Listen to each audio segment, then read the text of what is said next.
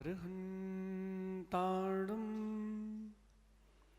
नमो सिद्धाणं नमो आयिरीयाणं नमो वज्रायाणं नमलोये सब सागुणम।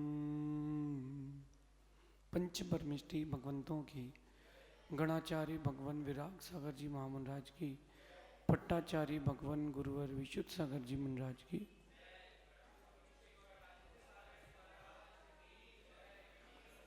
यहाँ हम सभी अपने जीवन में सुख और गुणों की अभिवृद्धि के लिए नीति के विषयों का श्रवण कर रहे हैं। नीतिकार हमें समझाते हैं कि सबसे पहला पुरुषार्थ हमें अपनी समझदारी को बढ़ाने का करना चाहिए। सामने वाला ना समझ है, उसको कुछ नहीं आता, ये बोलना बहुत अलग बात है, और मैं कितना समझदार हूँ ये बात समझना अलग बात है। अक्सर हम दूसरों की गलतियाँ देखते हैं, दूसरों को दोष देते हैं और दूसरों को गलत ठहराने का प्रयास करते हैं, लेकिन हमें स्वयं सोचना चाहिए कि हम कितने समझदार हैं। आप जितने समझदार होगे आप उतने सुखी होगे। छोटी अवस्था में जब आप बचपन में थे तब आप कितने समझदार थे, एक बार सोचो। तब आप लोग कितने समझदार थे। एक गुब्बारे के लिए 3 घंटे तक पूरे घर को हिला के रखा था, छोटे से गुब्बारे के लिए, और वो भी काले रंग का ही चाहिए। सही है। एक चॉकलेट चाहिए थी और पूरे घर के लिए आपने तहस नहस कर दिया। बचपन के दिन याद करना। आपका गुब्बारा फूट गया, पिताजी कह रहे हैं कि नया ले लो, नहीं वो ही चाहिए। कितनी नासमझी थी। और वही नासमझी आज आप अपने बच्चे के साथ भी देख रहे हो, क्योंकि ये अवस्थाएं हैं। लेकिन इन सारी अवस्थाओं में आप कितने समझदार बन सकते हो। अब ये सोचो कि बचपन में अगर ये नासमझी नहीं की होती तो मैं प्रौढ़ हो जाता। चलो कम से कम यही सोच लो कि अगर मैं आज ये नासमझी नहीं करूंगा तो भी मैं प्रौढ़ हो सकता हूं। जो बुद्धि, व्यापारी की बुद्धि, व्यापारी के बच्चे की बुद्धि 25 साल में होती है, 20 साल में होती है, अगर वही बुद्धि 14 साल में आ जाए कितना बड़ा व्यापारी बन सकता है। और जितने भी बड़े व्यापारी बने हैं अधिकतर कम उम्र में मैदान में जो कूद चुके थे वही मैदान में छाए।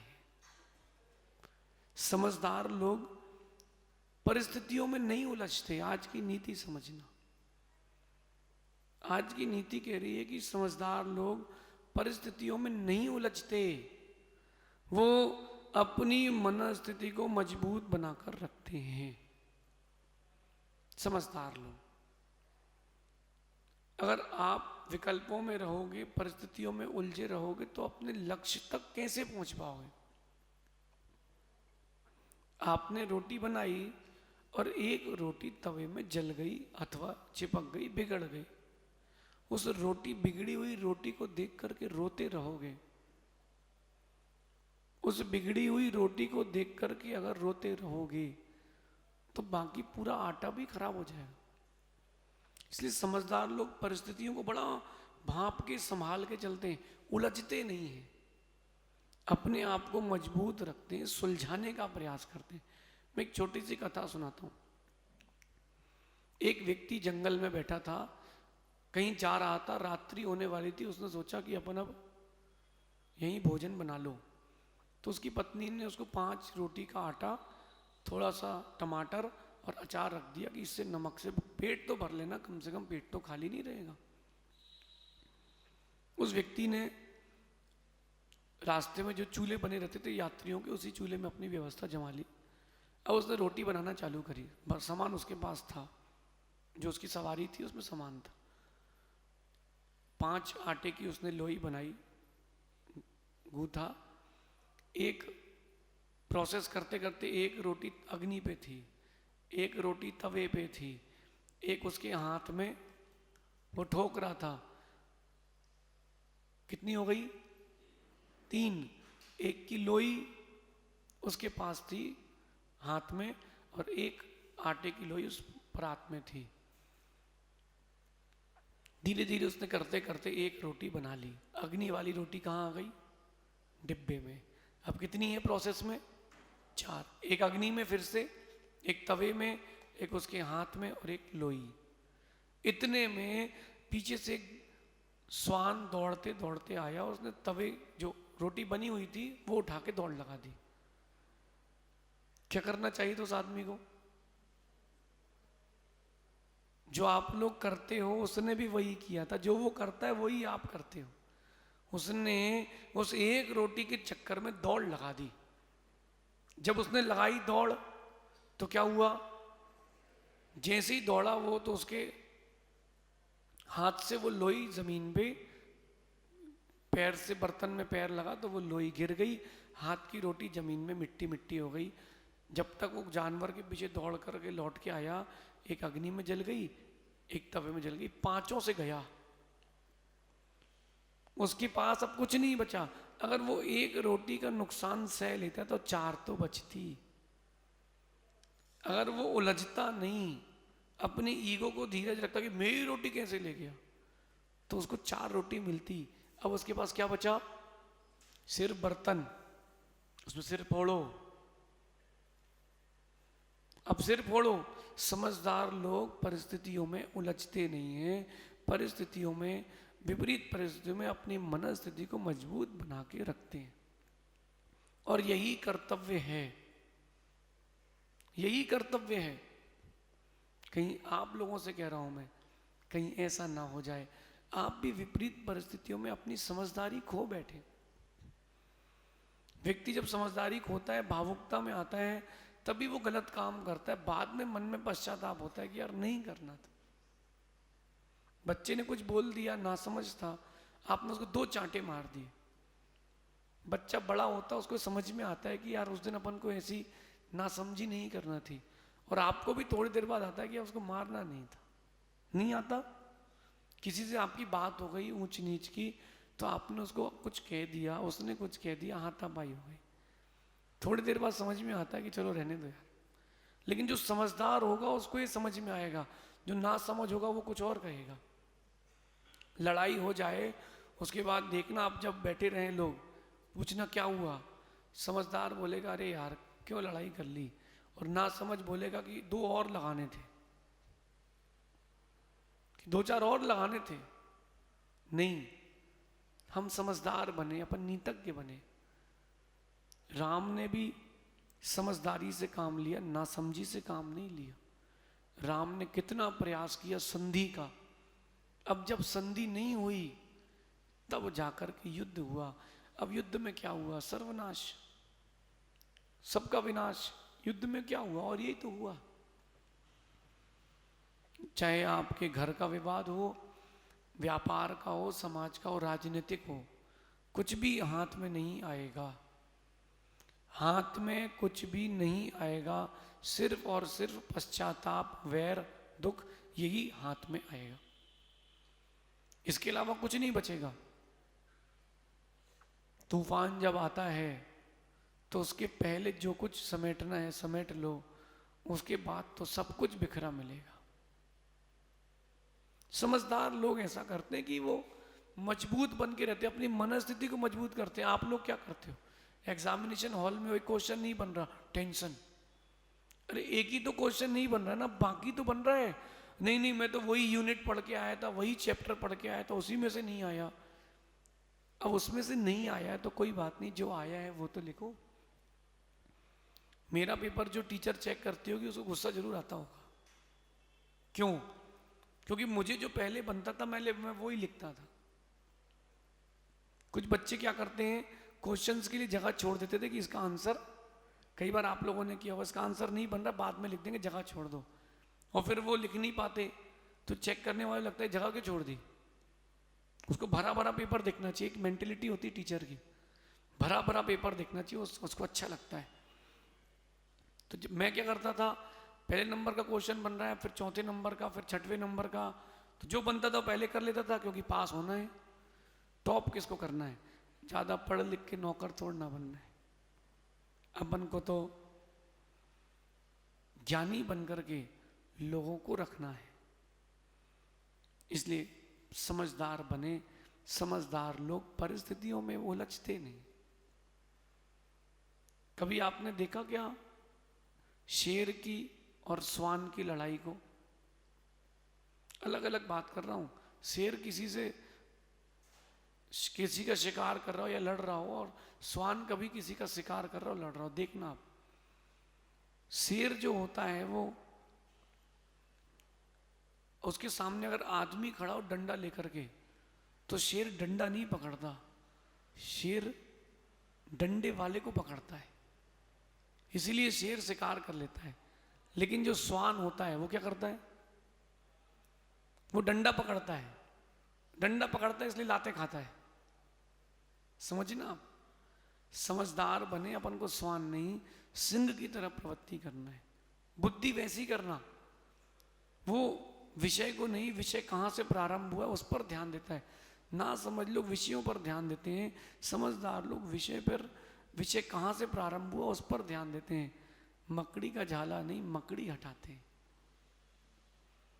अपन अब समझदार बने, समझदार बने। और समझदार लोग ये मजबूती से मनस्थिति को बना के रखते हैं, साथ ही साथ निरंतर पुरुषार्थ करते हैं। क्योंकि बातों से तो बातें बढ़ेंगी, बातों से बातें सुलझेंगी, काम नहीं बनेगा। काम तो करने से बनेगा। काम निरंतर पुरुषार्थ करते हैं समझदार लोग। वो इन सब चीजों में पढ़ते ही नहीं कि कौन क्या कह रहा है। देखो आप जीवन भर ध्यान रखना, जितने ऊंचे होगे उतने पत्थर लगेंगे, अथवा जितने आप फलदार वृक्ष होगे लोग आपको उतना क्रिटिसाइज करेंगे। क्यों चिंता करते हो? देश का प्रधानमंत्री जो है 140 करोड़ की जनसंख्या का स्वामी है। वो चाहे तो देश को आबाद कर दे, देश को बर्बाद कर दे। लेकिन प्रधानमंत्री क्या करता है? क्या उसको पूरे 140 करोड़ लोग मानते हैं? लोग क्रिटिसाइज करते कि नहीं? आज भी उनका जो अकाउंट होगा ट्विटर का, उसमें दुनिया भर के मैसेज करते होंगे कि नहीं? लेकिन किस किस का जवाब देगा? अगर वो जवाब देने में लग गए तो छोटे हो जाएंगे। समझदार लोग जवाब नहीं देते, समझदार लोग कार्य करते हैं। अच्छा आप देखना, आज का एक फेज चल रहा है। जो लड़ाइयाँ मैदान में होती थी, अब वो व्हाट्सएप फेसबुक में होती है, इंस्टाग्राम में होती है। वो एक यहाँ से मैसेज करेगा, दूसरा उसका कमेंट करेगा, फिर तीसरा स्टेटस लगाएगा। जबकि व्यक्ति को समझना चाहिए, ये जो कंपनीज होती है, एप्लीकेशंस बनाती है, इनकी एप्लीकेशंस में स्टेटस कितनी देर का लगता है? 24 आवर्स। इसके बाद स्टेटस चेंज हो जाता है आपका। यही कह रहे हैं, कितनी बातें कर लो, 24 घंटे से ज्यादा कोई याद नहीं रखता। आप उन शब्दों में उलझे ना, आप तो निरंतर अपने कार्य के लिए पुरुषार्थ करें। आपके शब्द जवाब नहीं है, आपकी जीत जवाब है। अगर आप शब्दों में उलझे रहे तो हार जाओगे। इग्नोर करो, डिलीट करो, आगे बढ़ो। कौन क्या कह रहा है इसका आप उत्तर देने में लग जाओगे, कभी आगे नहीं बढ़ पाओगे। कुछ भी कर लो, आगे बढ़ना है तो आपको करना पड़ेगा। निरंतर पुरुषार्थ करना चाहिए। ऊंचाइयां छूने के लिए पुरुषार्थ करना चाहिए, ना कि ऊंचाइयां छूने के लिए परिस्थितियों से लड़ना नहीं, परिस्थितियों से जूझना, मनस्थिति को मजबूत बना के रखना। ऐसे भी खिलाड़ी हमने देखे हैं कि हारा हुआ मैच उन्होंने जिता दिया, क्योंकि मनस्थिति मजबूत थी। और ऐसे भी खिलाड़ी देखे हैं कि जीता जिताया मैच हार गए, क्योंकि परिस्थितियां उनके ऊपर हावी हो गई। नीचे के खिलाड़ी सोचते हैं अब जब ऊपर के खिलाड़ी बैटिंग नहीं कर पाए तो अपन क्या करेंगे, सो वो भी इधर का उधर घुमा के आउट हो जाते हैं। लेकिन समझदार होता है वो परिस्थितियों में डटा रहता है, डटा रहता है। इसलिए समझदार लोग निरंतर पुरुषार्थ करते हैं, डरते नहीं हैं, डटे रहते हैं। समझदार लोग डरते नहीं हैं, डटे रहते हैं, उदास नहीं होते, उत्साहित होते। अपन समझदार बने, ऐसा उत्साह अपने अंदर भरे कि मैं कुछ भी कर सकता हूं। ऐसी उत्साह शक्ति के साथ काम करें। लेकिन ध्यान रखना, काम भी तभी सफल होगा जब तुम्हारा लक्ष्य सही होगा, योजनाएं सही होंगी, विजन सही होगा। तब कहीं जाकर के आप बड़े व्यक्तित्व को, अपने काम को बड़ा कर पाओगे। ऐसे नहीं हो पाएगा काम जैसे आप लोग जी रहे हो। अपने आप को एक चॉइस से हटा करके ब्रांड बनाना है, तो वहां ब्रांड बनने तक आपको बहुत पुरुषार्थ करना पड़ेगा। जो डरेंगे वो मरेंगे, जो डटे रहेंगे वो जीतेंगे। लेकिन लक्ष्य सही हो, उद्देश्य सही हो, योजनाएं सही हो, विजन सही हो। अगर लक्ष्य सही नहीं है तो कभी सफलता नहीं मिलेगी। आप ध्यान रखो, महाभारत का युद्ध हो चाहे रामायण का, प्रतिपक्ष के पास हमेशा संख्या ज्यादा रही है, हमेशा प्रतिपक्ष के पास संख्या ज्यादा रही है। लेकिन जीत हमेशा पक्ष की हुई है, क्योंकि वो सच था। सत्य को प्रताड़ित किया जा सकता है, पराजित नहीं किया जा सकता। जो जितने जितने अंश में गलत है, उसको आप कुछ भी कर लो, प्रकृति एक दिन गलत साबित करेगी, चाहे पक्ष का हो चाहे विपक्ष का हो। और जो सही है, जितने अंश में, प्रकृति उसका साथ देगी। आप प्रकृति को देखो, आप बुंदेलखंड जाना, अब वहां ठंडी के मौसम में गरिष्ठ भोजन चाहिए, ठंडी के मौसम में गरिष्ठ, तो वहां पर मूंगफली और उड़द की दाल होती, काजू नहीं होता। कर्नाटक जाओ तो वहां पर गरिष्ठ के लिए काजू होता है। आप लोग क्या खाते हो? बाटी, चूरमा, गरिष्ठ खाते हो कि नहीं?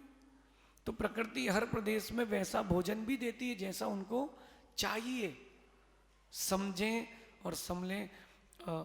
राजस्थान की पीहड़, बियावान रेगिस्तान में जाओगे ना जब, तो वहां भी कुछ पेड़ ऐसे मिलते जिसमें पानी मिल जाता है। प्रकृति सबके लिए सब कुछ वैसा ही देती है, तो चिंता नहीं करना। ज्यादा गर्मी होती है तो ताड़ के वृक्ष का फल होता है, उसको निकाल करके उसके फल खा लेते हैं, एकदम शरीर चिल्ड हो जाता है।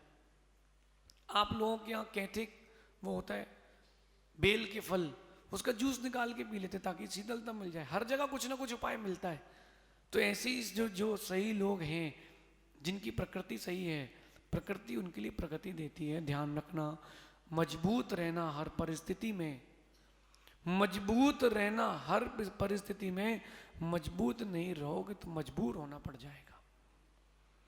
हर परिस्थिति में मजबूत रहो, नहीं तो मजबूर होना पड़ेगा। आपका एक्सीडेंट हो गया, आप गिरे ही पड़े हो, गाड़ी वहां पड़ी, आप वहां पड़े हो, पूरा डीजल पेट्रोल बह जाएगा, तुम गाड़ी क्या घर लेके जा पाओगे? उस समय भी जब एक्सीडेंट हो जाए तो मजबूत रहो। परिस्थितियों को इग्नोर करके मनस्थिति को मजबूत करो, तब जाकर के आप सक्सेसफुल हो पाओगे।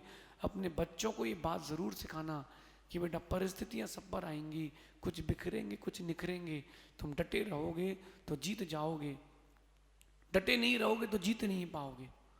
अपन अपनी मनस्थिति को मजबूत बनाएं और मजबूत रहें। मजबूत रहोगे तभी जीत पाओगे, मजबूत नहीं रहोगे तो मजबूर होना पड़ेगा। शेष आगे देखेंगे। भगवान महावीर स्वामी की